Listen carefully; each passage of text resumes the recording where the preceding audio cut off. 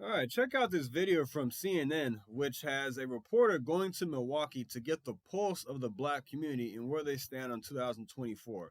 One CNN host is shocked that a young black man may not vote for Joe Biden next year. Check it out. There is no way to win a statewide election that doesn't run through the black community. What happens in Milwaukee can impact the rest of the state, which ultimately can impact the rest of the country. No pressure. The president was last here in August for a green energy event, and this old industrial site is being cleaned up with Biden infrastructure money. Putting in the work for Black America. But early spending on radio and TV ads targeting black voters is proof the campaign sees the problem. Those ads don't mention one issue critical here. People are wondering, what is he doing in terms of police accountability and criminal justice reform? Lang also says the president better show up more. People always want to see people actually paying attention, and sometimes that means being able to physically be here and engaged. Black turnout soared here in the Obama years, but it dropped in 2016 and was flat in 2020. On a scale of 1 to 10, how would you grade the Joe Biden presidency in terms of its impact on your life and your community? A 4. A 4. Yeah, and I love Joe. Devette Baker, though, sees a reason for optimism. The alternative is the man whose name I try not to say. Well, I'll say it. As we sit here today, the likely alternative is Donald Trump. Right. Would that be enough? This woman is so, she has so much hatred for Trump that she doesn't even want to say his name. Why? What has Donald Trump done that has been so bad in her life that she is terrified of this man, so terrified to even say his name in an interview? She stopped. She paused. The man I try not to say his name. Oh my gosh. This is why black people as collectively are going to continue to have issues in certain areas because of people like this, people that think like this. They hate one man so much because they've been told by the mainstream media that he is a tyrant, he's Hitler, he's Mussolini, he's all these terrible things. And they believe it. I bet she can't even give you one reason why she hates this man, doesn't want to say his name. He's a racist. Wow.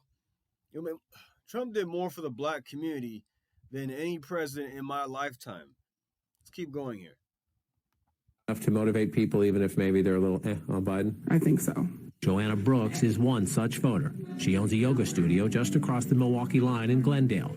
All right, y'all. Like many we met in the city, Brooks says black voters get taken for granted.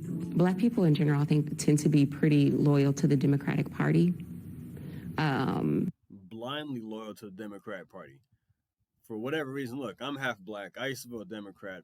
I voted for Obama twice, 2008 and 2012, and haven't voted Democrat since. I've been voting Republican ever since then. Because I did my research, I woke up, and I've always been a conservative at heart.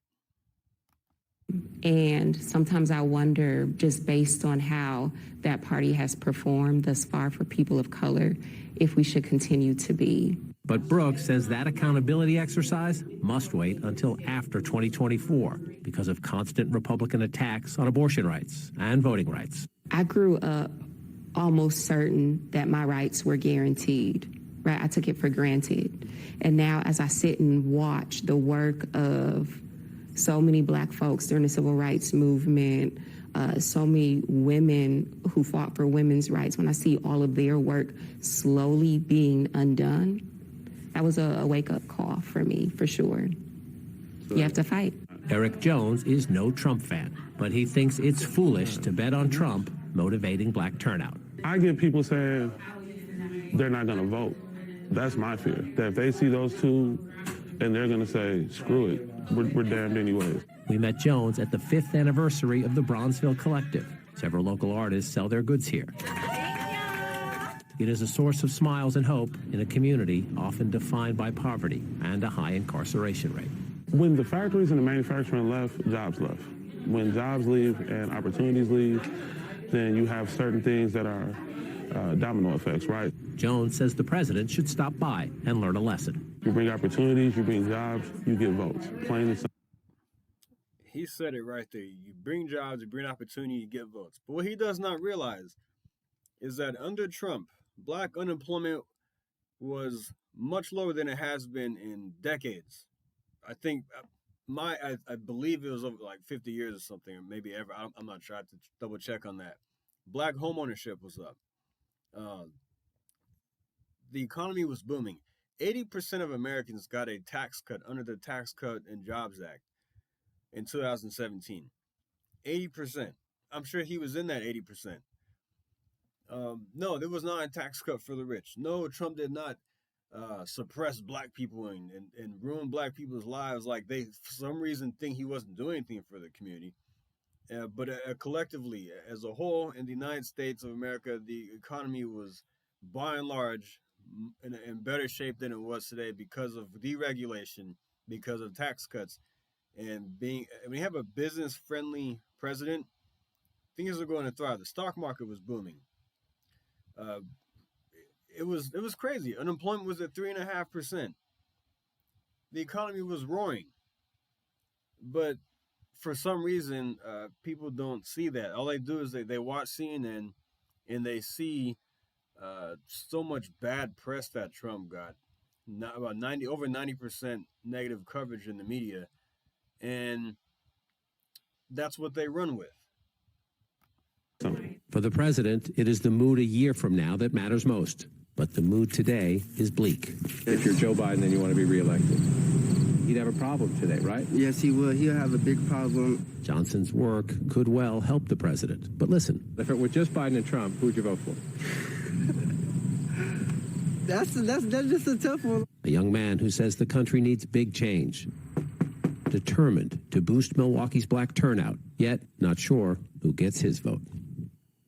And just stunning, that young man there, I don't know who I'm going to vote for, a young black man in Milwaukee who's actually part of this activist community. Then you have the older black women answering the door, say, yeah, people died for my right to vote, but I'm not sure I'm going to vote because I'm so disaffected and disenchanted.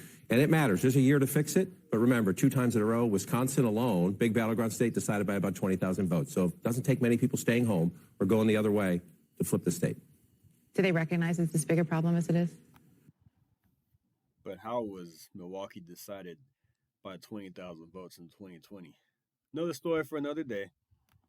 Privately, some of them do. Others think, put Trump on the ballot and that's going to turn everybody out, or the president will get out there more. An interesting thing, you see Republicans beating up on the vice president all the time. People in that community were like, where are you? Please come. Please visit. They're proud to have a black woman as the vice president. It's part of it is the issues. People are in a funk from COVID, in a funk from inflation. It's not all about Biden, but part of it's just visibility. They want to see him. They want him to come and take their questions, and they want to see her. But so far, not much. My jaw literally dropped at the end of that piece. When he didn't say who he was going to be. A 21-year-old young black man in the activist community doesn't know. Because he looks at Washington and says, what are they doing that's relevant to my life? Nothing. Yeah. Important work, important piece. Great. Really appreciate it, John. Thank you. See, he was shocked that how could this black man be unsure who he's going to vote for in 2024? They assume that black people are going to vote for Joe Biden. They're going to vote Democrat. This is the problem with liberals in the media and just in general. The Democrat Party as a whole, they take black people for granted. They think they own the black party. You're supposed to vote for me. How dare he not say he's going to vote for Joe Biden? He's having a tough time to decide between Biden and Trump. Oh my goodness. Look, that young man, I can tell he has a little more sense than some of the other people interviewed. That one woman who was terrified to even say Trump's name. Then you had the other guy saying, "Oh no, iffy about Trump. He's not going to vote for Trump. You have bring opportunity, bring jobs, you get votes." But Trump delivered that. But I think he's just too blinded by his loyalty to the Democrat Party to even realize it. Sadly, but this young man is trying to boost turnout, and he's not even sure if he's going to vote for Biden or Trump. I wouldn't be surprised look, I don't know if it's going to happen, but he may say, you know what, Biden hasn't done anything for me. The alternative is Trump. I'm going to go with Trump. If he's going to vote, which I think he is, he's very active in the community, in his community and boosting turnout and things like that. But it's very interesting to see how they take us, because I am half black and I am half Guatemalan, they take minorities for granted. It's stunning. That's what's stunning to me. It's stunning. They just assume certain things. But look, black people have been voting Democrat for years and years and have gotten them nowhere.